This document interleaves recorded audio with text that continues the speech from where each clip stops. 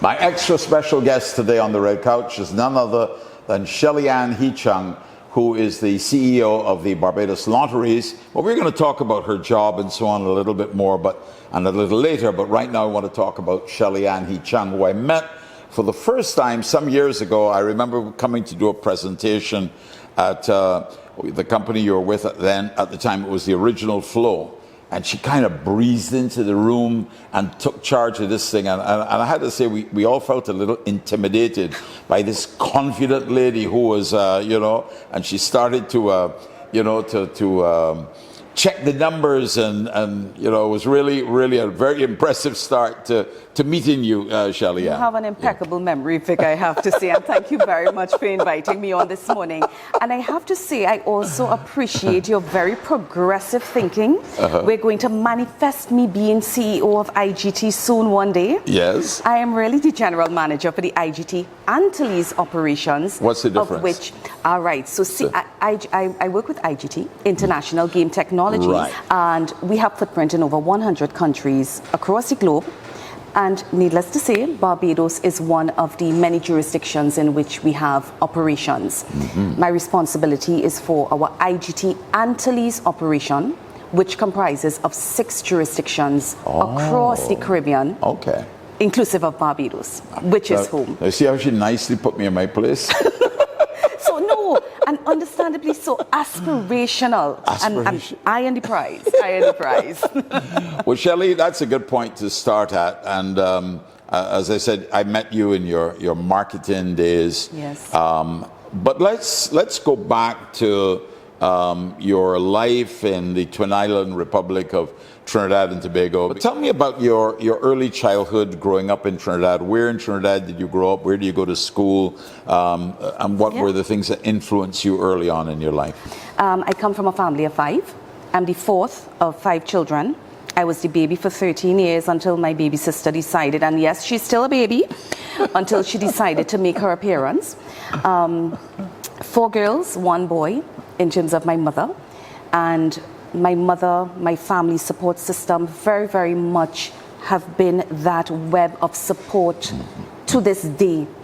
So when I think back at my childhood, very, very vivid memories. It brings back smiles because I remember those moments with my family growing up. And at that point in time, Trinidad was what you call a very happy place.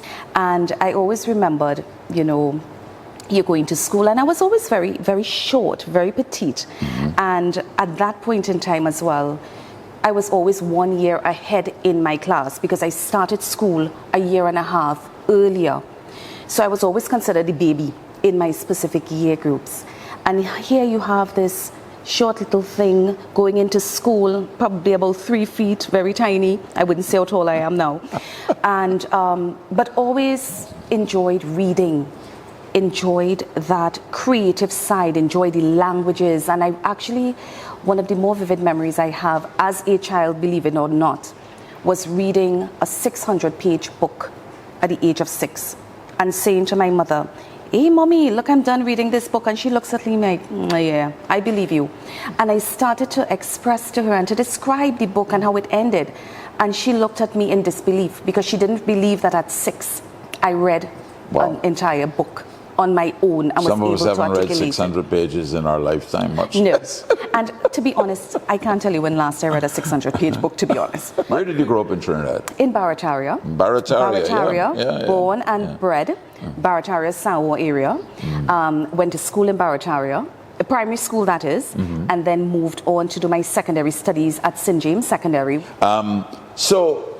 What then, following secondary school, what were your next steps in terms of tertiary, and what made you decide on the choices that you made? Interesting question. And I'll go back to that 6-year-old experience in reading that book and having that avid love and passion for writing. And from there spawned my interest in journalism. And I remembered at that point in time, around that period, and I'm probably going to reveal my age at this point, there was the war in Iraq. And I was very, very keenly in tuned with looking at CNN and BBC and their coverage of the war. And I remembered saying to my mom one day, and by that time I was probably about 10, 11, and I said to Mommy, I want to be a journalist, you know. I want to be like them. And fast forward into secondary school, studied along the path of journalism. I was the editor of our school magazine, very actively engaged in several aspects of the school, all along the career path of becoming a journalist. From St. James Sec, I went on to Trinity College in Mocha, into their sixth form program, and continued to study the languages and the arts, again with my goals of being a journalist, which I have to say I was very fortunate in my lifetime and in my career to start my journey as a reporter with Newsday. And at that point in time, Newsday was one of the leading newspapers in Trinidad. So as I transitioned from journalism, I spent a little time in banking, which, for all due respect, I love the bank. It was not exactly along my career path, my personality. Agreed. So moved into to become a flight attendant with Caribbean Airlines. Well, at that point in time, it was BWI. BWI. Spent a few years as a flight attendant, enjoyed it thoroughly. And after aviation, while as a flight attendant, I actually got married. And then I realized, you know what, here I am hopping on a plane ever so often, leaving my family at home, leaving my husband at home. And, you know, I want to get ready to have a family. Maybe flying may not be the ideal option scenario for me at this time. Yeah. And that's when my journey in, again, fast forwarding to the marketing and communications, started with McCann Erickson advertising agency out of Trinidad and Tobago. Very exciting journey for 5 years of my life. Very, very exciting, and gained a lot of insights and learnings and experience from that one position. In hindsight, that was the foundation that was laid that pivoted my progression in my career, because after spending 5 years with the agency, moved on to where we met at Flow. At Flow, but that was in Trinidad at that point in time. Yes. So let's talk a little bit about Barbados now and your life. You've had that life in Trinidad and Tobago, and as we say, the navel string is buried in Barataria. So we understand that. Very much so. You know, and that can never change. Home is always home. Yes. But you have made a home here in Barbados. You've made your home here in Barbados. You bought a house that our mutual and now dearly departed, may she rest in eternal peace. You live in Vioma's, what used to be Vioma's home. Yes. And we were delighted that you got to purchase that home because it was our honor at that transitional time. Yes. It maintains a connection, you know. Yes. But you've made Barbados your home. When people make Barbados their home, I'm always curious as to what is it about Barbados? I would say our quality of life. So how do you define that? So when we first moved, or the driver, the catalyst to moving here was more so based on work. So there was, at that point in time, we were, my former organization, the telecoms organization, Flow, the former Flow as we know, the footprint was expanding throughout the Eastern Caribbean region. So at that point in time, we would have acquired assets in Barbados, St. Vincent, Antigua, and St. Lucia. And we were about to go to market, but it required someone be based in the main market, the largest market, which was Barbados.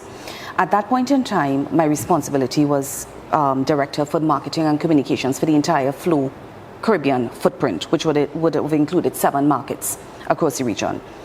This responsibility, however, was zoned in specifically to take responsibility as vice president for sales, marketing, and communications for the 4 business units in the Eastern Caribbean markets, which now meant moving to one of the islands. The preference was Barbados, but obviously the option was there in terms of the wider markets.